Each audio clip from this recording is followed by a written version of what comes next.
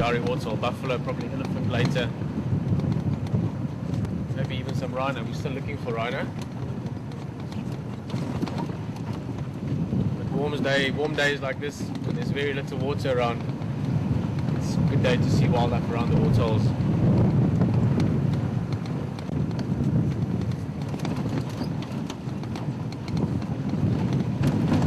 And look around Twin Dams further back, nothing much there, with a couple of birds around. I'm going to go back past Treehouse Dam again as well. I'm going past there early morning, but things do change quite often around a waterhole.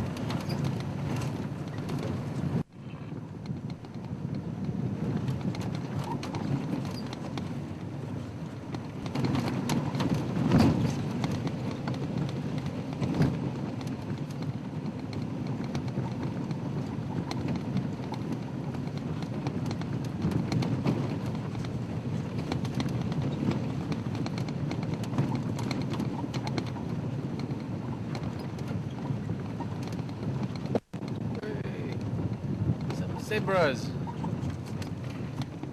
Beautiful group there together as well. It's always stunning seeing them stand close together. It's just sort of blending into a big body of stripes.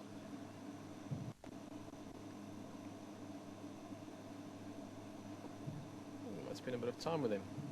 That one missing half its tail. Most likely a stallion. Difficult to see now. It might be a mare as well, but very often when zebras are missing parts of their tails, it's not necessarily from lions, it could often be from fighting as well. So very often with stallions you find that a big fight, they've got quite sharp teeth, and a big part of fighting revolves around fighting. It happens even with your mares sometimes. Well, if you look at this one, she doesn't have any marks on the backside, no big scratches. So probably from another zebra having a bite at her tail. Or his tail, I still can't see.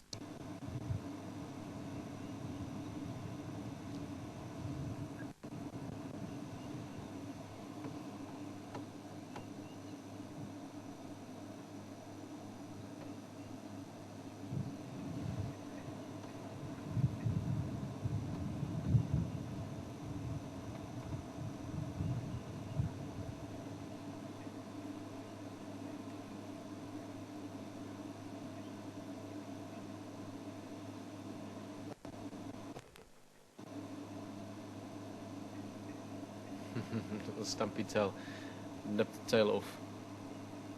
Actually, remember this group of zebra? We saw them a few days ago. Stallion that's sort of half behind the branches on the left-hand side. See when he comes out more. Him specifically had very broad, beautiful markings, and his mane was impressive. He's got a really big mane. We'll see him more when he comes out. Obviously, now having recognized as female as well, makes it even easier to recognize this group. And zebras typically stay in a sort of a fixed herd for a long period of time. In other words, you've got a stallion and he will build up a harem of females slowly over a period of a few years even. And once he's got a permanent group of, well, to start off with 1 or 2 mares up to about 6 or 7, 8 mares at the most, and their offspring, that's pretty much a fixed unit. So the young foals will leave the group as they become sexually mature. The mares will be taken away by other stallions. The stallions will go off and start, well, first get a bit bigger and then start building up their own harem. Them together as sort of a fixed group. We'll see quite a bit of them over the next few weeks. Again, zebras are also not taught. They don't stay in specific areas. At the moment, these zebras will be in this area because there's reasonable grazing around and there's water. That's one of the big attractions for them. They're water-dependent animals.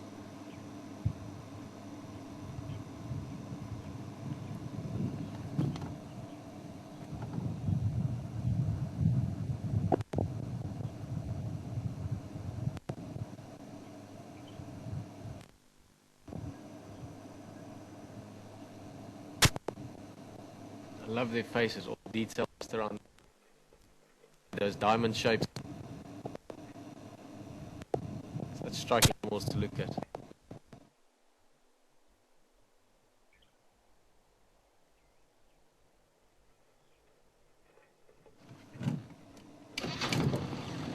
Try and move a little bit. I wouldn't mind seeing more of that stallion as well. I said he's a very beautiful zebra. Here's the guy on the far left of the group now.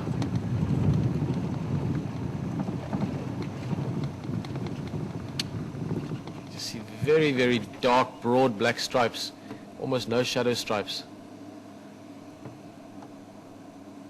Compare him to the one of the Stompy-tail just behind him. You see that one is much lighter with shadow stripes as well as a bit of a brown coloration on the rump, whereas the big stallion here is very black and white.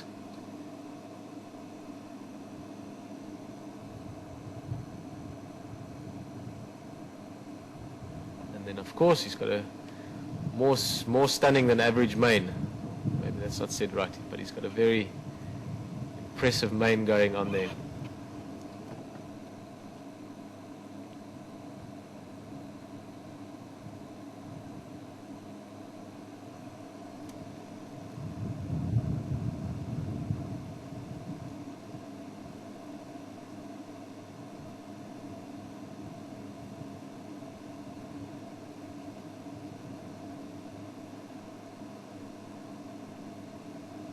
Definitely in the zebra world of advertising, he'd be on all the hair color products, displaying his mane on the packaging.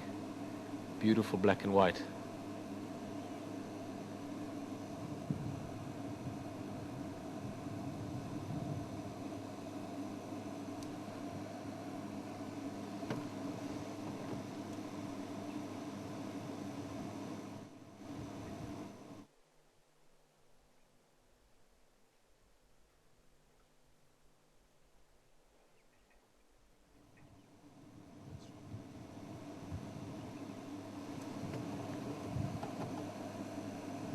Now, we often mention that zebras have all got unique stripe patterns, almost like fingerprints is what people always compare it to. I always try and think of it the other way around. The chances of two zebras having exactly the same striping pattern is almost impossible.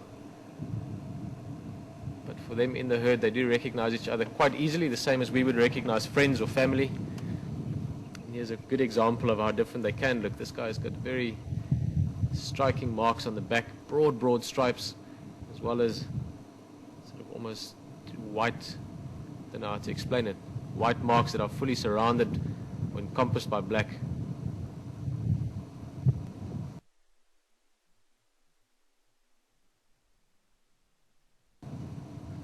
Another thing, if you have a look, if he turns now, Rob, it's a bit difficult to see yet, but if he turns side on, he's got a big scar on his backside, right where that other one's nose is at the moment. See where it's scratching now. It's an old scar, it's healed obviously. Try and see it, he's a little bit too, when he turns, of course he's going to turn the other way. But on the other side of his rump, that scar shows at some stage he had a run-in with lion. Leopard will take actually baby zebra or young zebra, but they're not really a threat to adults. Even lions have to be wary. You can imagine an animal this strong, very strong back legs, hind quarters, back a hell of a kick. I've seen it a few times where lions actually get onto the zebra, they grab onto the rump and they try and climb on, and the zebra manages to kick them off. Sometimes even injuring or sometimes fatally injuring the predator. If they kick it on the jawbone and break a jawbone, you can imagine the lion's not going to do so well after that. Isn't he just beautiful?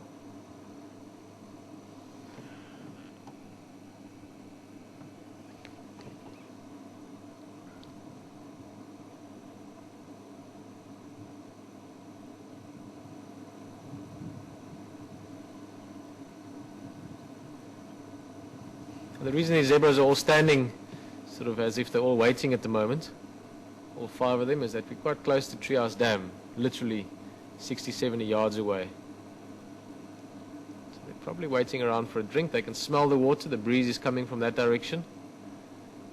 Maybe they're just a little bit nervous. A lot of animals are very careful before they go and drink. I think what we're going to do is let's just go ahead of them, have a look around the waterhole ourselves, and then maybe sit there for a few minutes and wait. Maybe these guys come for a drink.